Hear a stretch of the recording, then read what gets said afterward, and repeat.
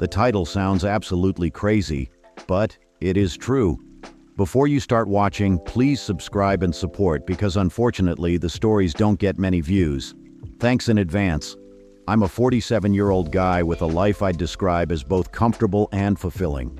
I have a job that I genuinely enjoy, a nice home in the suburbs, and most importantly, a beautiful family. 3 amazing kids, my son 8 and my daughters 6 and 4, and my wife Emily, who's 45. For as long as I can remember, I've believed Emily and I were a perfect fit, but recently, an email landed in my inbox that has shaken me to my core, leaving me with a nagging doubt I can't seem to shake. Emily spent several years in the UK between 2010 and 2015 while working on her PhD. Over time, she built strong friendships there, and because of that, she makes it a priority to visit every couple of years to keep those connections alive. This past August, she took a 3-week trip back to the UK to attend the wedding of a close friend. After talking it over, we decided it made the most sense for me and the kids to stay home. Work commitments made it difficult for me to take that much time off. And let's be real, 3 kids at a formal wedding, probably not their idea of fun.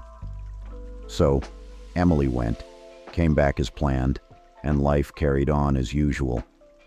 Then last week, I got an email at my work address. It was from a woman claiming to be the wife of one of Emily's friends. Let's call him Jake, 44. According to her, she has good reason to believe that Jake and Emily had an affair during her trip. She laid out a list of suspicions, including the fact that Jake was the one who picked Emily up from the airport, that he spent a lot of time at her hotel, and that the 2 of them regularly went out for dinner alone. As if that wasn't unsettling enough, she attached pictures, one showing a pair of earrings that looked exactly like a set Emily used to own, which she claimed she found in Jake's pockets while doing laundry, and another of a lipstick stain on his shirt. The color? A shade I instantly recognized as one Emily wears all the time. There were more details in her email, but for the sake of keeping this short, I won't list them all here. At first, I thought the whole thing had to be some kind of prank, so I tried my best to brush it off. But no matter how hard I tried, I couldn't stop thinking about it. I started replaying little details in my mind. Before her trip, Emily would talk to all her friends over there, but now that I think about it, was it Jake she spoke to the most? And another thing, Emily never liked Jake's wife. I don't know why, but I do remember that. Now, I can't help but wonder if that was a red flag I just ignored. I've never been the kind of guy to go through my wife's phone or snoop on her social media, but I'd be lying if I said I'm not tempted now. At the same time, I know I'd feel awful if I looked and found nothing, like I had violated her trust for no reason. And even if something was there, wouldn't she just delete everything the second she sensed I was suspicious? So here's where I'm stuck. How do I handle this? The only idea I've come up with so far is confronting her and immediately asking to see her phone before she has a chance to delete anything. But even that has me second-guessing. Would doing that just upset her and still leave me with no real answers? Would I be the bad guy if I demanded to see my wife's phone after getting an email accusing her of cheating? Quick side note. I just realized I forgot to mention this earlier. Emily doesn't have those earrings anymore. When she came back, I noticed she wasn't wearing them. I asked her about it, and she said she lost them. Update number 1. 10 days later. Just a few hours after my first post, I sat Emily down and confronted her. Turns out my worst fears were right. She admitted everything. She told me she's in love with Jake and that she can't keep pretending anymore. She insists she still loves me and the kids, but according to her, she just can't stay in this life any longer. She said she had been waiting for the right time to tell us, but of course that moment never came. Apparently, this affair has been going on since March. Jake has been flying out here every so often, and Emily has been secretly meeting up with him. So, that's it. We're getting divorced. Emily is moving to the UK soon. On top of everything else, she admitted that while she was there in August, aside from attending the wedding, she also had a job interview. She got the job and is set to start after the new year. She's already applied for her British visa, and once she moves, she plans to live with Jake. When it comes to custody, Emily has decided to give up full custody voluntarily. She says she doesn't want to uproot the kids, so they'll be staying here in Canada with me. A part of me respects that decision. But there's another part of me that's completely floored by how easily she's walking away from them. She wants to pay child support, but honestly, I'd rather raise my kids without her financial involvement. That said, I know the court will probably require it no matter how I feel. She's also pushing for structured visitation, and from what I've been told, the court will likely agree. Apparently, they usually favor arrangements that keep both parents involved, even when one moves overseas. Right now, the plan is for her to have visitation rights during school breaks and holidays, with virtual calls in between. I've been trying to keep things civil, and the more cooperative I am, the more she seems willing to agree to my terms. As for the house, that's still up in the air. Emily wants to sell and split the proceeds. I don't want to let go of our home. It's where my kids feel secure, where we built a life. But since we bought it during our marriage, I doubt I'll have much of a choice. The lawyers are still sorting everything out, and from the looks of it, this won't be resolved anytime soon. I've been advised not to make any big financial moves for now. I hate it, but realistically, I know selling is probably inevitable. As I write this, Emily is staying in an Airbnb, and Jake, he's already flown out here to be with her. Apparently, they're planning to head to the UK together sometime soon. My lawyer told me that adultery doesn't really change anything when it comes to custody or dividing assets. The only way it would impact the settlement is if Emily used our joint finances to fund the affair. But since she most likely used her personal account, it's unlikely this will make a difference in court. Without concrete proof that she spent marital funds on Jake, legally speaking, it doesn't matter. Lately, I've been in regular contact with Jake's soon-to-be ex-wife, Eleanor. At first, we just exchanged emails, but over the past few days, we've started talking on the phone. She apologized, saying she feels guilty for telling me about the affair, like maybe if she had kept quiet, my marriage could have been saved. I reassured her that for me, there was never any chance of working things out. If anything, I'm grateful she told me. I'd rather know the truth, no matter how painful, than live in ignorance. She even sent me messages and other proof of their relationship, but at this point, with Emily openly admitting to everything, none of it really changes anything from a legal perspective. Eleanor also told me more about Jake. Apparently, this isn't his first time doing something like this. She says he's cheated on her at least twice before, and this time, she's officially done. Jake, on the other hand, doesn't seem particularly interested in making things work with her. One thing she mentioned that stuck with me was that Jake has zero desire to raise kids who aren't biologically his. That explains a lot. Why Emily isn't even trying to fight for custody, why she's so willing to leave the kids behind. Eleanor, though, is in for a much longer and uglier divorce than mine. She and Jake are both pushing for full custody, and they can't seem to agree on much of anything.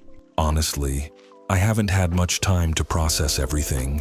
The past 2 weeks have been an absolute blur, but if there's one thing I am certain of, it's that I have nothing left for Emily. Not just because she cheated, but because of how effortlessly she's turning her back on our children. I never thought I could feel this much anger towards someone I once loved. It's a strange, unsettling feeling. The hardest part in all of this has been the kids. My youngest daughters have started asking why their mom isn't around as much, and trying to explain things to them in a way they can understand has been brutal. My eldest, though, is handling it differently. He doesn't ask questions. He just stays quiet, withdrawn. I know he understands more than his sisters do, and that almost makes it worse. If there's been one bright spot in all of this, it's my family. They've been incredibly supportive. My kids have been getting letters from their cousins, which I read to them at night. My siblings have sent gifts for the kids, and over the weekend, one of my brothers and his wife made the drive up to visit. My sister-in-law cooked a ton of food, some of which is still in the freezer, and they kept the kids entertained so I could meet with my lawyer. My other siblings have also offered to come by and help whenever I need them. Beyond that, my parents have been calling daily to check in on us. My mom, who's 78, has already made plans to stay with us for 2 weeks in November to help around the house. I can't even put into words how much their support has meant to me. This whole situation would be so much harder without them. Looking back, I'm grateful I confronted Emily when I did. I was tempted to ignore Eleanor's email, but something in me just wouldn't let it go. Your advice gave me the push I needed. Emily has shown me exactly who she is, someone who only cares about telling the truth when it's convenient for her and Jake. I have no doubt that her so-called better time to confess would have been whenever it caused the least disruption to their plans. Part 4. Update number 2. Almost 1 month later. At this point, I wouldn't even call this an update. More like a chance to get some things off my chest now that I've had more time to process everything. Emily traveled to the UK often throughout our marriage, and while she insists her affair with Jake only started in March 2024, I don't believe her for a second. It's obvious now that this has been going on for years. By the time I confronted her, she had already laid so much groundwork that it was clear to me, and everyone else, that she had been planning this for a long time. Within just a few days, she had legal documents ready, which tells me she had been working with a lawyer well before I found out. And the fact that Jake flew in to be with her so soon after I confronted her, there's no doubt in my mind that they had agreed in advance on when she'd finally tell me. It all lines up. Emily had her visa sorted, a new job secured, and even took the time to get our family car, which was in her name, secretly appraised. Meanwhile, she was quietly sending personal items to the UK during Jake's visits, all while I remained completely oblivious. I'm sure I've only uncovered a fraction of what she's done. There's no telling how deep this goes. And honestly, I doubt Emily would ever tell me the full story. After putting all the pieces together, I'm starting to wonder if she landed that job even earlier than she claimed. Maybe to make it seem like her decision to leave wasn't quite so calculated. 2 of her friends have since reached out, both shocked and disappointed by what she's done. One of them, Janet, told me that another friend had heard Emily had been consulting a divorce lawyer as far back as late August or early September. That same friend also confirmed my suspicions about Emily moving her belongings to the UK in advance.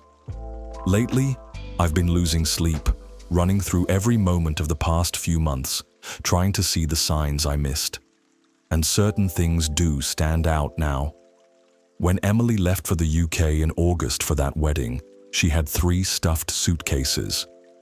She told me they were full of gifts for her friends, and at the time, I didn't think much of it, even though looking back, it was clearly excessive. But when I picked her up from the airport after her trip, those same bags were suspiciously light.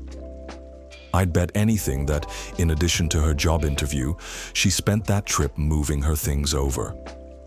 That would also explain why, after she got back, she seemed to have a much smaller wardrobe. Despite all of this, I still didn't see it coming. And honestly, I blame myself. The signs were there. I just didn't want to believe them. A part of me keeps wondering if I could have prevented this somehow, if I had been more alert. more assertive. The hardest part is knowing my kids are the ones paying the price for my ignorance. While I sat around trusting my wife, she was already halfway out the door, building an entirely new life without us. Most of the people in my life now know about my separation from Emily. I've stopped wearing my wedding ring, and naturally, friends and co-workers who noticed asked about it. I've explained the situation to them. A close friend of mine, along with a handful of people who messaged me on Reddit, suggested I get a DNA test for the kids, given Emily's history of lying and her frequent travel. And while I get why they're saying that, I could never do it. Those kids are mine. A test isn't going to change that. Life without Emily has been exhausting. Mornings are a chaotic rush. I barely get the kids ready in time, and at least half the week, I'm almost late for work. It's been overwhelming, taking on all the extra parenting duties, and I know the kids feel it too. They don't like my cooking, and they hate that I'm always busy. Meanwhile, Emily and Jake, they're off on a luxurious vacation through Europe. I only found out recently, since our communication has dwindled to nearly nothing. I have no idea if she's planning to come back to Canada after her little getaway, or if she's just going to slide right into her new comfortable life in the UK. On a more positive note, I was able to take the kids to see their doctor recently. She provided a lot of helpful resources and advice, emphasizing that time and clear communication would be the most crucial factors in helping them adjust. While I'm hopeful, I'd be lying if I said I wasn't worried. It's still early, but they're clearly struggling with everything that's happened. They act out often, and it's obvious they're having a hard time coming to terms with our new reality. Through all of this, my family has been an incredible support system. My mother arrived last week as promised, and her presence has already made a huge difference. The kids love her cooking, and she keeps them entertained, which has given me some much-needed breathing room to handle other tasks. Once the divorce is finalized, I plan to name my eldest brother and sister-in-law as the children's legal guardians. They live nearby and have already agreed to take on the role if anything happens to me, which gives me some peace of mind. That said, I doubt the divorce will be settled anytime soon. Between my packed schedule and Emily dragging her feet before leaving, everything has slowed to a crawl. One of the most difficult decisions has been figuring out what to do with our family home. After many discussions with my family, I'm leaning toward selling. Emily has already offered me slightly more than half of the proceeds since she sold our SUV right before leaving the country. My lawyer pointed out that selling the SUV before we finalized anything was premature, given that I covered 40% of its cost. He believes I have a strong case to recover that amount elsewhere in the asset division, which is likely why Emily is offering me a bigger share of the house. Considering I contributed about 65 to 70% of the down payment and mortgage payments, I think that's a fair outcome. Speaking of the SUV, I've realized over the past few weeks that my sedan isn't practical for our needs. It's too cramped for the kids, and my mother struggles to get in and out of it when she runs errands. I'll need to trade it in for something larger. In return, Emily has graciously insisted I keep all the furniture and appliances. Not exactly a grand gesture, but I suppose it's the least she could do. As much as part of me would like to stay in our current home, moving is probably the better option. A fresh start could help us move forward, and I won't have to deal with Emily's lingering presence in every corner of the house. I've been looking at townhouses closer to my job, which would cut down my commute and put us near a well-rated school. But my sisters pointed out that moving now would mean uprooting the kids again, changing schools, leaving their friends, yet another major shift in their already turbulent lives. An alternative would be to find a smaller, more manageable home near our current one, so they can stay in the same school. No matter what, the idea of a new home without Emily's memory is an appealing one. Looking back, I realize how short-sighted I was when we bought this house. The location made sense at the time because it was convenient for Emily's commute. It also worked since the kids' school was close to her job in case they needed her during the day. But now, none of that matters. My work is far, and I'm the only one responsible for school pickups and drop-offs. I should have prioritized my own convenience, but at the time, I never imagined things would turn out like this. I haven't heard a word from Emily's family, and frankly, I have no interest in reaching out. As for her future with Jake, I don't care whether their relationship lasts or not. If it does last, then at least her life will remain stable, which hopefully means less disruption for us. But I do take a certain satisfaction in knowing she has no idea about Jake's history of infidelity. Eleanor and I both agree. It's not our responsibility to warn her. Speaking of Eleanor, I make a point to check in on her regularly. Unlike me, she doesn't have strong family support. Her relatives are enamored with Jake's wealth and seem to think she should do whatever it takes to keep him, even though it's obvious that neither she nor Jake wants to reconcile. It's a frustrating situation, and I can only imagine how isolating it must feel for her. Addressing questions and concerns. December 13th, 2024, 1 month later. Hello. The main purpose of this post is to clarify a few things that have come up in my personal messages. I appreciate the concern and will use this opportunity to address multiple points at once. First, I'm still adjusting. I've accepted the situation, though I still feel bitter from time to time. Some days are harder than others, but overall, I'm managing.